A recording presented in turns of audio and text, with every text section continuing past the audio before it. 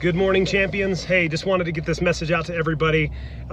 It's an exciting day. It's a beautiful day, Monday morning, and just a lot of great things on the horizon that I'm excited about. The future is bright. Despite everything that's going on, there's a lot of things that I can control, and I'm excited about those things. And I want to get this message to you today. I think this is going to be a nugget that's really going to bless your life and help you take control of your life. And so there's this idea out there that motivation is the spark to get started on a journey. You know, it may be working out, it may be starting that business, it may be, you know, there are lots of things, okay? The motivation, you know, I hear people say, oh, I couldn't see myself being motivated to do that. And even though the results of, you know, whatever it is that they're talking about would be something that they want, you know, six-pack abs, maybe having more money in the bank financially, whatever it is. And so motivation, though, is the biggest fallacy. It's the biggest lie that there is out there, that you have to be motivated to get started, okay?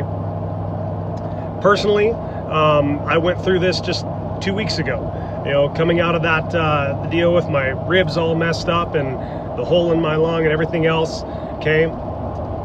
Working out was the last thing in the world that I wanted to do. Absolutely the last thing in the world I wanted to do, because for me, with what I've been through in the past, when I first start working out, especially any form of cardio, it's absolutely miserable. I cough my brains out. I cough so much, I get a really bad headache from all the pressure internally. It's not fun. And the rest of the day, I'm shaky and weak, and I just don't feel good.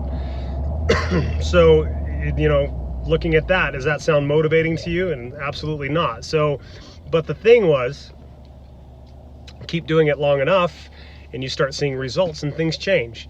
And so you think about it, you know, say the person that hasn't stepped into the gym in 10 years and they're 100 pounds overweight. You think about going to the gym, the idea of going to the gym, they're thinking, okay, I'm gonna look like a fool. Everybody there's in shape. I'm overweight. I can't even hardly, you know, walk on the treadmill for 5 minutes, whatever. And the motivation, yeah, they want the change, but they're not motivated to go to the gym. In fact, they're terrified, okay? But let's say they force themselves into action, okay? Despite the lack of desire to go do that, the lack of desire to be around the gym, the setting, any of those things, despite the discomfort, they go do it anyway. They force themselves into action. They do that for 3 weeks straight. And then this individual gets on the scale and sees 10 pounds gone from 3 weeks of work. What do you think that does to motivation? Okay, motivation skyrockets. The next day, that dude's in the gym or that girl's in the gym just busting it, okay? Because they saw the results, and results are what create motivation in life. Motivation isn't some spark, because if you're waiting on that spark, you know, you could have it day 1, day 2, day 3, and then all of a sudden that motivation is gone. And then what do? Are you waiting on motivation to get started again? Okay, motivation is a myth.